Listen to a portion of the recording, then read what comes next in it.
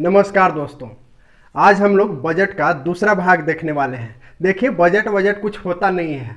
समझ लीजिए कि एक फॉर्मेलिटी है और उसके अंदर जो बजट तैयार किया है उसके अंदर चुटकुला भरा हुआ है। लेकिन चूंकि बजट माना जाता है कि बाप रे बाप बड़ा का बजट है, ठीक है, तो लोग समझते हैं, मतलब इसको लोग इजीली नहीं लेकर के हैवी लेते हैं कि बहुत ही भारी चीज है। कुछ नहीं है। पूरा बजट जो है ना, चाहे केंद्र सरकार करे राज्य सरकार करे, चुटकुला के अलावा कुछ नहीं होता है। क्योंकि बजट तो बजट हमेशा हर वर्ष पारित किया जाता है, बजट बनाया जाता है, लेकिन कुछ होता है क्या? नहीं। तो समझ लीजिए कि हम लोग चुटकुला पढ़ने वाले हैं। क्या चुटकुला पढ़ने वाले हैं? उसी का नाम बजट है। ठीक, ये राज्य सरकार का है। हम लोग बिहार राज्य में इस बार जो 2022-23 का बजट पारित हुआ है उसको पढ़ रहे हैं। तो देखिए इसका पहला क्वेश्चन, स्वदेश दर्शन योजना के तहत किन परिपथों का विकास किया जाएगा? स्वदेश दर्शन यानी कि घूमने फिरने, दर्शन वगैरह करने से संबंधित बात। ठीक है, मतलब है कि कभी गया चल गए, कभी राजगीर चल गए। आप जान लीजिए कि बजट चाहे केंद्र सरकार का रहे चाहे राज्य सरकार का रहे, उसमें न तो रोजगार का बात किया गया है, और जो नीतीश कुमार ने वादा किया था कि 19 लाख रोजगार देंगे, बजट में कहीं दूर दूर तक अता पता नहीं है। ठीक है, जो वैकेंसी लटका हुआ है वो कब क्लियर होगा वो भी कोई अता पता नहीं है। बजट एक फॉर्मेलिटी है, चुटकुला है। तो आइए हम लोग चुटकुला पढ़ते हैं। स्वदेश दर्शन योजना के तहत किन परिपथों का विकास किया जाएगा? तो परिपथ जैन परिपथ, कंवरिया परिपथ, मंदार हिल परिपथ, अंग प्रदेश परिपथ और गांधी परिपथ। इतना परिपथ पूरा किया जाए। परिपथ मतलब क्या होता है? मतलब है कि जैसे जैन परिपथ, तो जैन धर्म से संबंधित जितना स्थल है सब घूम लीजिएगा।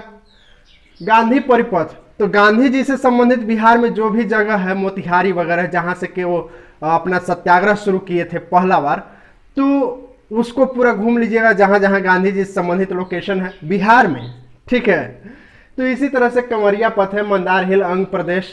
नेक्स्ट देखते हैं चुटकुला, मतलब बजट का नेक्स्ट क्वेश्चन। बजट के अनुसार इंस्टीट्यूट ऑफ पेट्रोकेमिकल्स टेक्नोलॉजी की स्थापना बिहार में किस स्थान पर किया जाना है?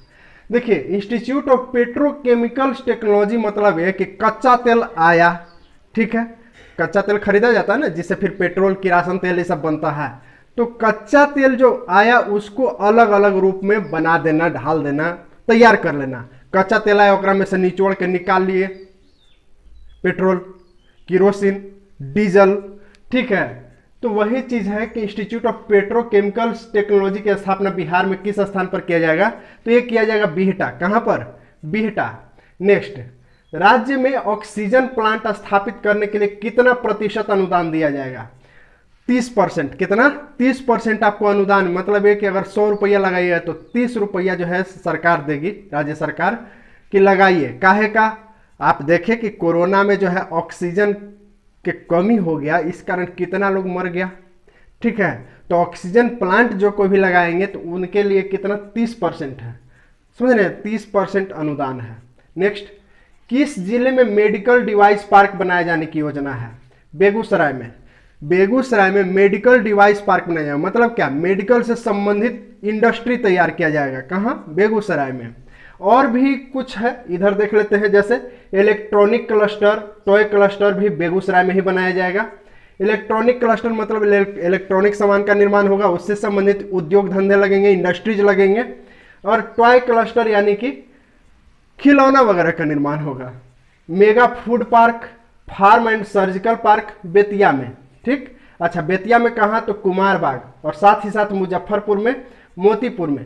मेगा फूड पार्क क्या है? जैसे मान लेते हैं कि लीची के बना दिए शरबत, ठीक है, प्रिजर्वेटिव मिला दिए, मतलब है कि वो जो है बहुत अधिक दिन तक रह सके, तो शरबत बना दिए। तो मालूम चल रहा है कि जो लीची गर्मी में हुआ उसको हम जाड़ा तक बेच रहे हैं। ठीक है, तो इस तरह से मेगा फूड पार्क बनाया जाएगा ताकि लोग वहाँ अधिक से अधिक आम का अचार वगैरह भी बना सकें, लीची से उसका जूस तैयार कर सकें, इस तरह का चीज़। फार्मा एंड सर्जिकल पार्क यानी कि जो जिसे गोड़ हाथ टूट जाता है तो जो सपोर्ट के लिए कुछ लगाया जाता है, या बहुत बूढ़ा हो जाते हैं तो देखते हैं ऐसे चल नहीं खाता है, तो ऐसे लोग ले करके डंटा उंटा चलता है। तो इस तरह के जो सामान तैयार होगा तो ये बेतिया में तैयार होगा, कुमार बाग और मुजफ्फरपुर, मोतीपुर में। प्लास्टिक पार्क मतलब प्लास्टिक के सामान तैयार होगा, वैशाली के गोरौल में। टेक्सटाइल पार्क यानी कि बेतिया के कुमार बाग में कहाँ क्या लगेगा? Textile park. टेक्सटाइल यानी कि कपड़ा, कपड़ा कहाँ बनेगा? बेतिया कुमार बाग में। याद रखिएगा कि अगला साल फिर ये सब जो है बन के तैयार हुआ है कि नहीं। आर्थिक समीक्षा आता है, आपको बताया है कि आर्थिक समीक्षा पिछला साल कहाँ का विकास हुआ, सब पता चलता है आर्थिक समीक्षा में। तो अगला साल जो है सरकार से पूछने के लिए याद रखिए कि ये सब काम किए कि नहीं किए, खाली चुटकुला सुनाए थे। ठीक है, चलिए देखते हैं अगला। कोविड उन्मूलन यानी कि कोरोना खत्म करने के लिए कितना रुपया खर्चा करेगा सरकार? तो 1,84,46,46 रुपया। कितना? 1,84,46,46 रुपया कोरोना के लिए दिया गया, मतलब कोरोना पर खर्च होगा।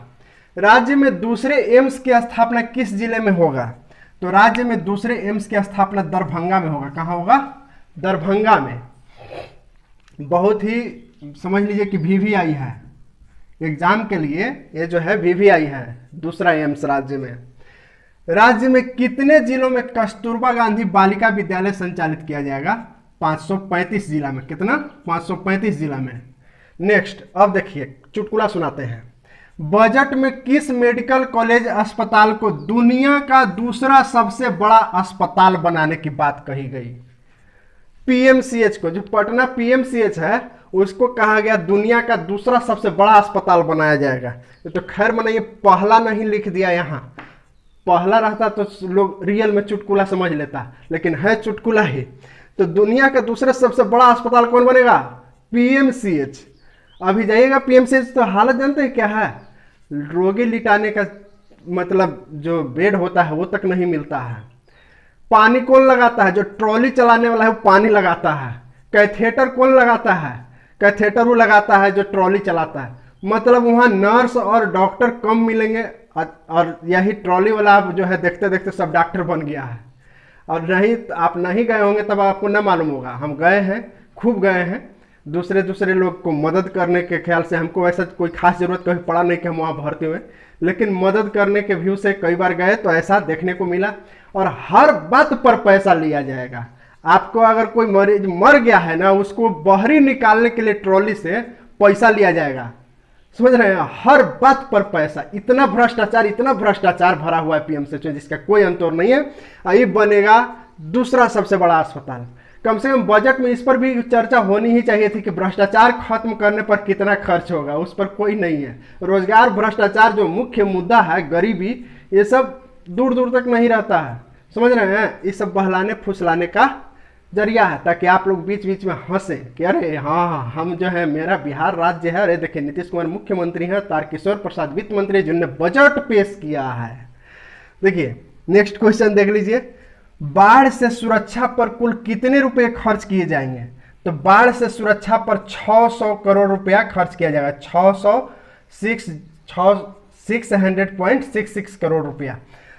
ये भी चुटकुले है। देखिए अंग्रेज से लेकर के आज तक जितना सरकार बना है सब बाढ़ पर खर्च कर रहा है। समझ रहे हैं? और खूब खर्च करता है, दिल खोल के खर्च करता है। वो सब खर्च कहाँ होता है वो पता नहीं है। अधिकारी पदाधिकारी और सरकार भी जानती होगी कि फिर भी बाढ़ से लोग इतना क्यों मर रहा है, बाढ़ से इतना क्यों त्रासदी मच रही है, हाहाकार मच रहा है, घर के घर उजड़ रहे हैं, जानवर मर रहे हैं। ठीक है, लेकिन फिर भी बजट में रहेगा, ये हमेशा रहेगा। कुछ रहे या ना रहे, ये वाला जरूर रहेगा, ध्यान रखिएगा। आप अगला साल भी बजट देख लीजिएगा। जल जीवन हरियाली योजना के तहत किन शहरों में गंगा का पानी पहुंचाया जाएगा? अब नीतीश कुमार जी बन गए हैं भागीरथ। ठीक है, जो गंगा को आसमान से उतार करके लाए थे, स्वर्ग से उतार करके लाए थे जमीन पर। नीतीश कुमार यहाँ से जल जीवन हरियाली योजना के गंगा का पानी पहुंचा देंगे। कहाँ? राजगीर, गया, बोधगया, नवादा। ठीक, कहाँ? राजगीर, गया, बोधगया, नवादा। गया और बोधगया में कंफ्यूज ना होइए। गया एक बहुत बड़ा जिला है, बोधगया उसके अंदर छोटा सा जगह है। ठीक। बजट में सोलर स्ट्रीट लाइट लगाने के लिए कितने रुपए आवंटित किया गया? 200 रुपया, 200 करोड़ रुपया। 200 करोड़ रुपया में गली गली लगेगा, हर चौक चौराहा पर सोलर लाइट। ठीक, चलिए नेक्स्ट। 2024-25 तक कितने गांवों को दुग्ध सहकारी समिति से जोड़ा जाएगा? 7000 गांव को दुग्ध सहकारी समिति से जोड़ा जाएगा। दुग्ध सहकारी समिति होता क्या है? कुछ किसान या पशुपालकों का समूह होता है, संस्था होता है, जहां कि आप उसका अगर मेंबर हैं तो वहां पर जा करके दूध को जमा कर सकते हैं। कहिए कि काहे समूह होता है, क्योंकि दूध को फटने से, खराब होने से बचाने के लिए चाहे बड़का बड़का मशीन, टेक्नोलॉजी, तो ये वो अकेले सरकार चाहे खुद से लगाए चाहे सरकार मदद करे, कितना किसान को करेगा, तो सहकारी समिति बनाया जाता है ताकि सरकार अगर मदद भी करे तो ये एक समूह को मदद कर दिया, अब वहां पर आप दूध जा करके बेच सकते हैं। तो 7,000 गांव को जोड़ा जाएगा सहकारी समिति से। ठीक, जानते हैं ये जो सरकार बोली कि हम इतना खर्चा करेंगे, तो जनता पूछा कि तब पैसवा कहाँ से आवेगा, तो बोला कि देखिए यहाँ से केंद्रीय करों में राज्य का हिस्सा, मतलब ये कि जो सेंट्रल गवर्नमेंट है वो टैक्स जनता पर लगाती है, तो राज्य का हिस्सा उसमें 46% है, तो वहां से आवेगा। ठीक, नेक्स्ट, केंद्र सरकार से सहायता अनुदान, केंद्र सरकार राज्यों को सहायता देती है, सहायता अनुदान मतलब कुछ पैसा देती है, कितना, 38%। राज्य का अपना राजस्व, राज्य सरकार भी टैक्स लगाती है 21%। जैसे फिल्म देखते हैं आप, मतलब फिल्म देखते हैं आप तो देखते हैं टिकट पर लिखा हुआ रहता है मनोरंजन टैक्स, मनोरंजन कर, तो वो जो है राज्य सरकार लगाती है। रोड टैक्स राज्य सरकार लगाती है। ठीक, जबकि जैसे देख रहे हैं केंद्रीय करों में राज्य का हिस्सा, तो केंद्रीय शुल्क जैसे सीमा शुल्क, प्रोडक्शन टैक्स, ठीक, इस तरह का जो टैक्स है केंद्र सरकार लगाती है। तो केंद्र सरकार लगाती है तो राज्य के जनता से ही ना पैसा ले रहे हैं, तो कहती है कि हम आपको ही पैसा देंगे, हमको टैक्स वाला तो लगाने दीजिए। अब कुछ टैक्स राज्य सरकार खुदे लगाती है, राज्य का अपना राजस्व 21% है, मतलब 21% राजस्व यहाँ आता है, तो उससे खर्चा करेगी। राजस्व प्राप्ति की प्रवृत्ति से 45.02%। ठीक, तो ये तो आया। अब है कि खर्चा कहाँ करेगा, तो सामाजिक सेवा में 41%, सामान्य सेवा में 28%, आर्थिक सेवा में 25% और लोक ऋण में 6%। मतलब जो ये टैक्स जो है कर्जा वर्जा राज्य सरकार ली है तो उसमें 6% कर्जा वर्जा में जाएगा। ठीक, अब जो आपको एकदम फिर से एकदम खोपड़ी में बैठा लीजिए, जो जरूरी है कि विकास दर कितना तय किया गया है 2022-23 का, 9.7%। कितना, 9.7%। इसीलिए इसको पिछला क्लास में बताए थे और फिर से इसको स्पेशल घेर दिए हैं कि कुछो याद रहे या न रहे, ये वाला जरूर याद रखिएगा। विकास दर 9.7%। राजकोषीय घाटा कितना, 3.47%। कितना, 3.47%। ठीक, चलिए, ये था कंप्लीट बजट। इसके पिछले क्लास में पार्ट 1 था, आप ये दूसरा पार्ट देख रहे हैं। इससे अधिक आपको नहीं पूछा जाएगा, इससे अधिक क्वेश्चन नहीं आएगा। ठीक, ये मेन है, समझ लीजिए कि पिछले वाला घी था तो ये मलाई है, पिछला पार्ट जो है घी था तो ये मलाई है, दोनों को देखना बहुत ज़रूरी है। आपसे निवेदन है, आग्रह है कि चैनल को सब्सक्राइब कर लीजिए, लाइक भी जरूर कीजिए, और साथ ही साथ आप डिस्क्रिप्शन में लिंक है तो वहाँ से पार्ट 1 देख सकते हैं।